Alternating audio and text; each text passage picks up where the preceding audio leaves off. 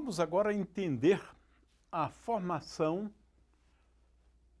de uma imagem por um dióptro plano, mas considerando sempre um ponto objeto.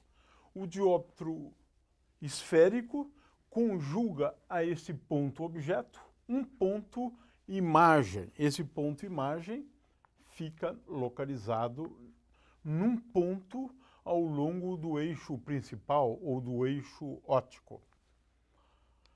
Ora, o que nós devemos fazer?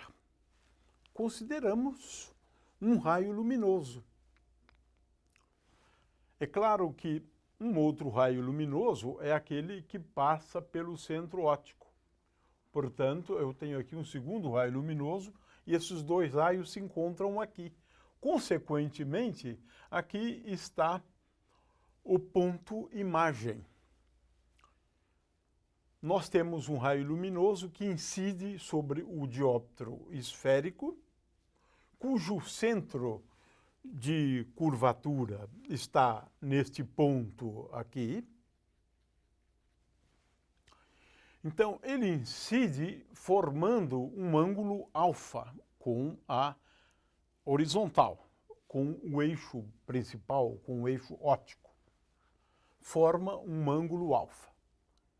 Ao incidir num determinado ponto, digamos um ponto P, sobre o dióptro, este raio vai ser refratado. Ou seja, se θ1 for o ângulo que forma o raio incidente com uma normal, e a normal é uma reta que passa pelo centro. Ora, nesse caso, de acordo com as leis da refração, eu tenho N2 vezes seno de θ2 igual a N1 vezes seno de θ1. Então, se ele incide formando um ângulo θ1, ele sai formando agora um ângulo θ2, que é esse ângulo aqui entre o raio luminoso, né, e a normal aqui. Vamos denominar este ângulo aqui de ângulo gama. Eu estou falando aqui do ângulo que forma o raio refratado com a horizontal. Ângulo gama. Ângulo beta é o ângulo que forma uma reta normal ao dióptro, passando por esse ponto P, e beta é o ângulo que forma essa linha reta com o eixo óptico, ou o eixo principal. Digamos que esse ponto P esteja a uma altura h, a partir do eixo principal ou do eixo óptico. Então, agora podemos fazer algumas considerações, né? Veja que, em primeiro lugar, se esse ângulo aqui é beta, esse ângulo aqui também é beta. E esse ângulo aqui é alfa, de forma que são ângulos opostos pelo vértice.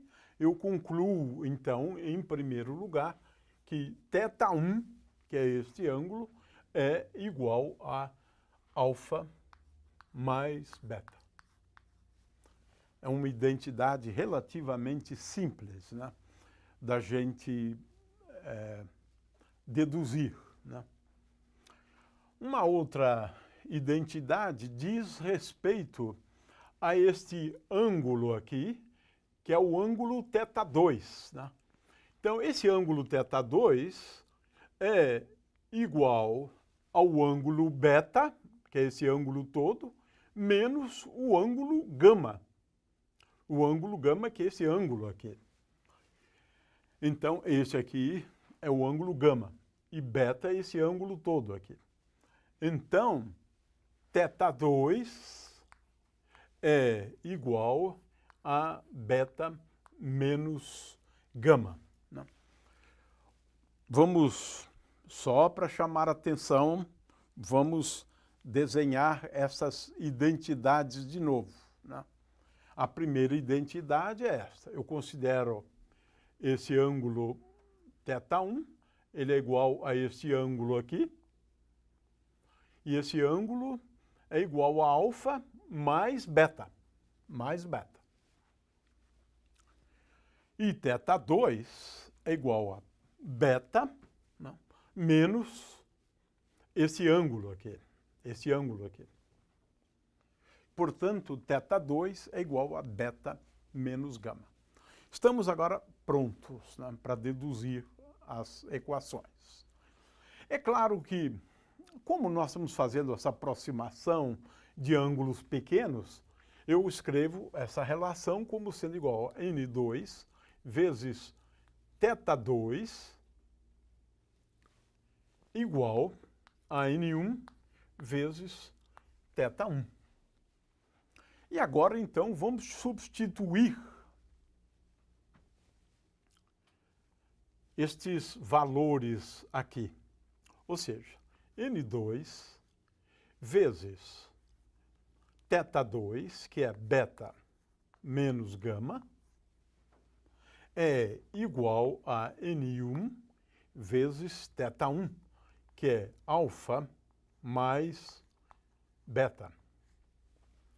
Ora, eu tenho beta de um lado e do outro, então eu vou passar N2 beta para o outro lado e concluo então que N2 vezes gama, que é o que eu tenho deste lado, com o sinal menos, né? E eu vou passar o N1 alfa para cá, portanto, menos N1 vezes alfa. Passei N1 vezes alfa para cá, é igual a N1 menos N2 vezes beta. Ou seja, de um outro jeito, concluí que N2 vezes gama mais N1 vezes alfa é igual a N2 menos N1 vezes beta. Porque eu troquei de sinal aqui.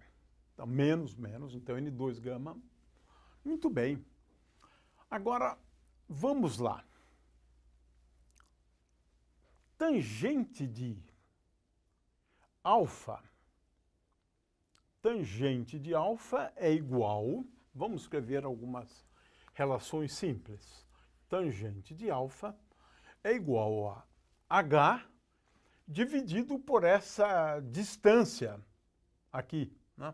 Então, vamos chamar essa distância aqui de distância do objeto, porque eu estou falando de distâncias, né?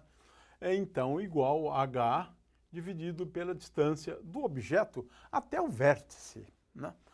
Mas você veja, na realidade não é exatamente, mas no caso de lentes finas, eu posso tomar essa distância aqui como sendo igual a distância até o vértice, né? Tangente de beta, por outro lado, é igual a H dividido por R. H, porque essa distância até aqui é R. Então, é igual a H dividido por R. Estou falando de um dióptro de raio R. Finalmente, tangente de gama é igual a H dividido por I. I é essa distância aqui, vamos chamar de DI. DI. Essa distância. É a distância deste ponto até onde está a imagem. Então, estou chamando essa distância aqui de DI. Né? De DI. Portanto, tangente de gama é igual a H sobre DI. Ora, como tangente de alfa é aproximadamente igual a alfa, já explicamos isso antes, né? Alfa eu posso escrever como sendo igual a H sobre D0. A mesma coisa aqui, eu escrevo beta igual a H sobre R. E finalmente aqui eu escrevo gama, porque eu faço aproximação de raios paraxiais, ângulos pequenos, ângulos de incidência pequenos. Ora, feito isto, eu tenho a seguinte situação. Gama é igual a H sobre DI. Então, eu tenho N2 vezes H sobre DI mais N1 vezes alfa, mais alfa é H sobre D0, D, a distância do objeto até o vértice, é igual a N2 menos N1 vezes beta, mais beta é H sobre R. É igual a H sobre R. Ora, podemos cancelar aqui. Então, eu concluo que N2 dividido por DI mais N1 dividido por D0 é igual a N2 menos N1, 1 sobre R. É isto. Ora, até agora não usei o referencial de Gauss. Eu não fiz uso do referencial de Gauss. Agora eu vou fazer uso dele. Ou seja, eu coloco agora aqui, né, o eixo X, este aqui, agora introduzo também o eixo X', porque é importante introduzir os dois, X', para as imagens e para o centro de curvatura, né? E agora vamos denominar de P a coordenada deste ponto. Como ela é positiva, eu posso escrever, então, N2 sobre P mais N1. Aqui, também usando a mesma convenção, veja que nesse caso P' é positivo e é dado por essa distância, dividido por P', é igual a N2 menos N1 dividido por R. Essa aqui, então, é a equação que me dá a posição da imagem, por exemplo, quando eu conheço a posição do objeto. E, claro, quando eu conheço também o raio de curvatura.